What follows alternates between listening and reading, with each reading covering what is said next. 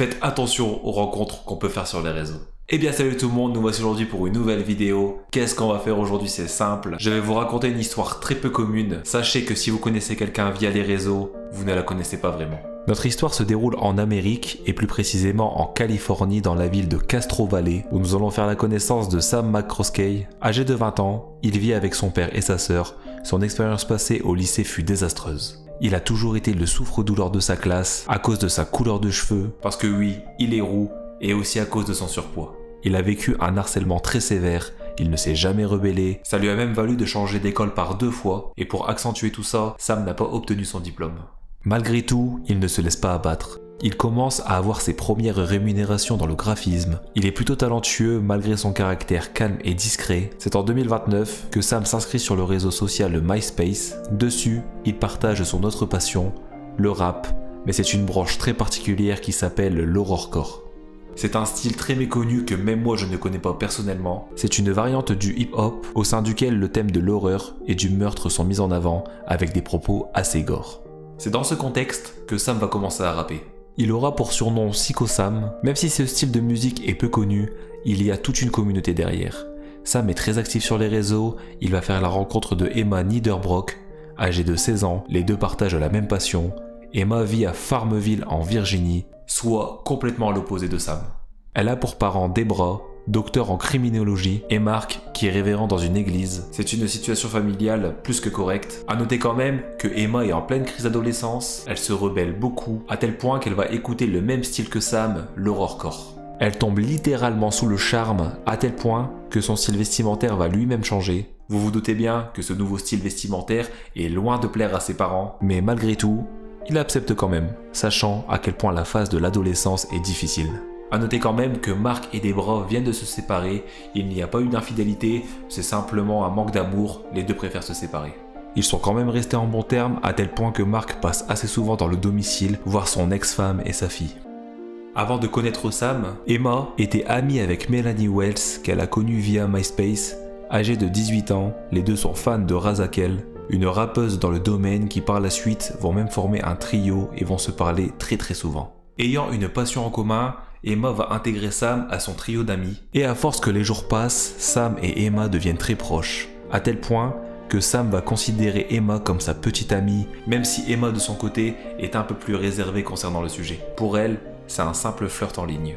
Après 1 an à discuter tous les jours, Sam, Emma et Melanie décident de se rencontrer pour aller voir un concert de horrorcore. Le concert se déroule à Southgate, soit loin de Farmville. Les parents d'Emma décident de faire un geste. Ils veulent que les filles profitent de son adolescence et se disent que si on lui accorde un peu de liberté, peut-être que les rébellions vont s'arrêter et qu'elle redeviendra comme avant. Ils proposent donc à Emma de donner rendez-vous à Sam et Melanie chez eux et de les accompagner ensuite au concert, comme ça ils pourront les surveiller. C'est une réaction assez logique en vue de l'âge de leur fille. Emma est ravie, à tel point qu'elle attend ce jour avec hâte. De son côté, Sam est pareil, il est heureux. Enfin quelque chose de bien qui lui arrive dans sa vie. Avec une enfance très compliquée, il voit enfin une future relation qui commence. Le jour du concert approche, Sam traverse tous les États-Unis pour rejoindre sa bien-aimée, mais en arrivant, gros problème. Le monde virtuel, ce n'est pas comme la vraie vie, et les photos, c'est pareil. Au moment de la rencontre, un gros malaise va s'installer entre les deux. Sam sera abattu de voir que sa bien-aimée ne l'aime pas comme lui peut l'aimer. Plusieurs aspects vont faire que Emma va prendre des distances. Le premier, c'est le surpoids de Sam. Cela ne l'attire pas du tout. En plus de cela, il est assez timide, chose à laquelle elle ne s'y attendait pas. Et sa tenue vestimentaire, c'est encore pire. Son pantalon large, son sweat à capuche ne va pas arranger les choses. Malgré tout, elle ne va pas être désagréable. Elle va simplement le garder en ami, mais avec quelques distances en plus. Et vous vous doutez bien que cet événement sera le commencement des problèmes. Les présentations sont faites. Nous sommes le 12 septembre 2009, le jour du festival commence. Pas question pour notre trio de louper cet événement. Comme prévu, les parents vont encadrer la sortie et faire 10 heures de route pour aller jusqu'au concert, ce qui est énorme. On n'a pas les mêmes parents.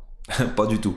Le festival se passe super bien pour Emma. Elle flirte avec plusieurs garçons là-bas, mais ça sera devant le regard choqué et déçu de Sam qu'elle évitera toute la soirée. Une dispute va éclater entre les deux. Emma aurait dragué un autre garçon pendant la soirée, ce qui n'a pas du tout plu à Sam. Il va enchaîner les concerts, voir sa bien-aimée fréquenter d'autres garçons que lui. Ça sera le pire week-end de sa vie. La haine et la colère vont monter en lui. Nous sommes le dimanche 13 septembre, c'est la fin du concert et il est temps de retourner à Farmville chez la mère d'Emma. Malgré la situation compliquée, les 10 heures de retour vont plutôt bien se passer. Une fois sur place, les deux filles vont raconter leur week-end sur MySpace. Les dernières publications dateront du lundi matin à 2h43 et ça sera à partir de cette heure que plus aucune activité sera détectée.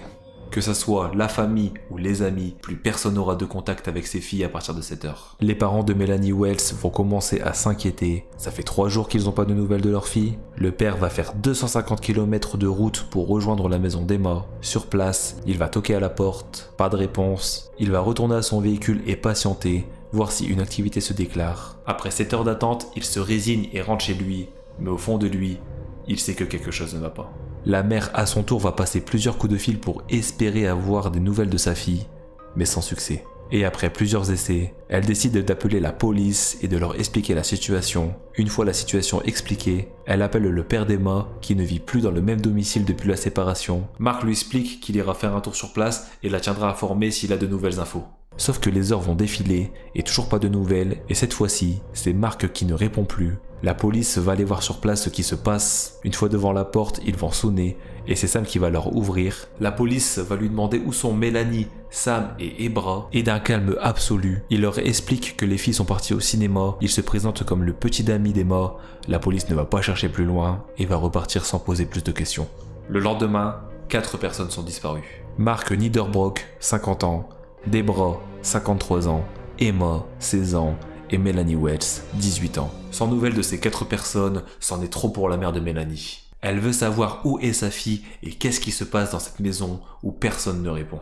Elle va harceler la police pour faire bouger les choses, elle va obtenir gain de cause, une nouvelle patrouille passera au domicile des Niederbrock, mais cette fois-ci, arrivée devant la porte, une odeur très forte se dégage et cette odeur est très bien connue des policiers. C'est celle d'un cadavre. Il enfonce la porte, ne se pose aucune question. Ils parcourent toutes les pièces de la maison, arme à la main. Ils vont tomber sur une scène de crime atroce. 3 corps, recouverts de sang.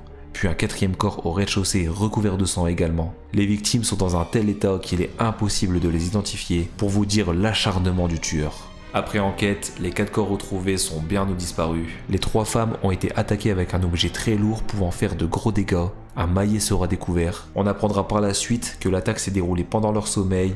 Elles n'ont rien vu venir et n'ont rien pu faire. Mark, lui, a été attiré dans un guet-apens, attaqué lui aussi avec le maillet. On remarquera que la force des coups était tellement forte que le sol s'en est abîmé. Les 4 seront décédés d'un traumatisme crânien. L'auteur du crime a bien tenté de nettoyer les lieux, mais face à autant de sang, la tâche a été abandonnée. La police n'a qu'une seule idée en tête, retrouver le suspect numéro 1, Sam McCroskey. Pendant ce temps, Sam de son côté a volé la voiture de Mark, mais après quelques heures de route, il s'est embourbé sur le bas-côté. Il devra appeler une dépanneuse. D'ailleurs, le conducteur de la dépanneuse dira que Sam avait une odeur très forte sur lui, à tel point qu'il était obligé d'ouvrir la fenêtre et de respirer en dehors du véhicule. Il lui avait aussi demandé au cours du trajet quelles étaient les traces rouges qu'il avait au niveau du cou. Le jeune homme va simplement lui répondre que c'était un suçon laissé par sa copine. Arrivé au garage, Sam va prendre un taxi pour rejoindre l'aéroport pour espérer s'enfuir. Pour le moment, la police a son suspect numéro 1, mais au final, ils ne sont pas sûrs à 100% que ça soit lui. C'est en fouillant les réseaux que la police va tomber sur une conversation entre Sam et un très bon ami à lui. Dessus, il sera expliqué le meurtre de 4 personnes et c'est à la suite de cet événement que la police va émettre un avis de recherche qui va s'avérer très efficace. Tellement efficace que Sam sera retrouvé le lendemain, endormi à l'aéroport. Il sera interpellé et placé en état d'arrestation.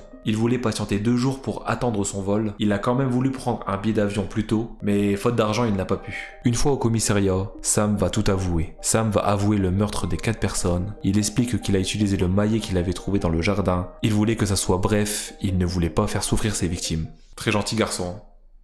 Ouais. Après dépistage, on verra que Sam avait consommé des substances illicites et il était alcoolisé le soir de la scène du crime. Est-ce qu'il était sous substance le soir du meurtre ou bien le crime est prémédité? C'est le tribunal qui s'en occupe. Sam va plaider coupable, il sera inculpé pour le meurtre des 4 personnes. Pour prouver sa bonne foi, il va expliquer le déroulé de l'histoire. En rentrant du concert, il se sentait humilié vis-à-vis d'Emma. Sam s'est mis à boire, il a également consommé de la marijuana. Ce mélange de substances accompagné de sa colère vont le faire péter un câble. Il récupère un maillet dans le jardin, il va s'attaquer à Melanie, qui est endormie dans le canapé du salon. Il lui assène un violent coup derrière le crâne. Ça sera la première victime. Par la suite, il va se diriger à l'étage dans la chambre de la mère. Le procédé sera le même. Il va entrer silencieusement près de sa victime et lui porter un violent coup de maillet. Ensuite, le jeune homme va s'attaquer à sa bien-aimée. Le même procédé. Il va s'approcher silencieusement et va lui asséner de violents coups à la tête. Pour Mark, il sera frappé en douce. Au moment de rentrer dans la maison, à l'arrière du crâne avec le maillet également, il a tenté de nettoyer la maison pour essayer d'enlever un maximum de sang, d'où sa présence au moment de la première patrouille de police. Il a enregistré une vidéo de lui juste après son attaque.